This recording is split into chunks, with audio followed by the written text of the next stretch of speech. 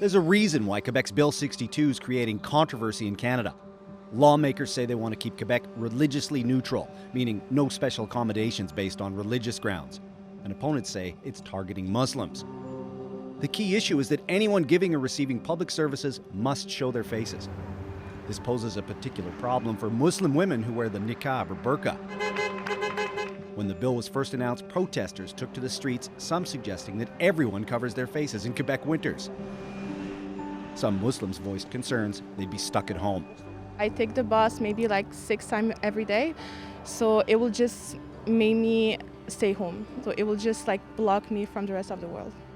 The government has now given more examples of how the law will work. Only people with reduced rate bus passes, like students, will have to show their faces because those passes have a photo on them and drivers need to compare with someone's face.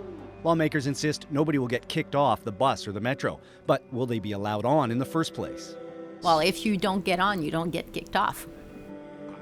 Also, people can keep their faces covered while on public transit, but will have to uncover their faces if asked by transit security, checking if they've paid their fare.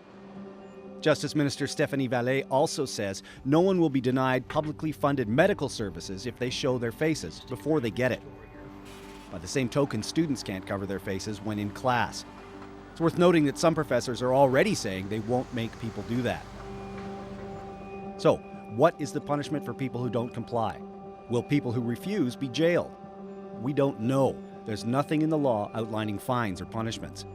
By the way, not all religious symbols are targeted by the law. That large crucifix behind the Speaker's chair in Quebec's National Assembly, a symbol of Quebec's Catholic heritage. It isn't likely to go anywhere because it's exempt.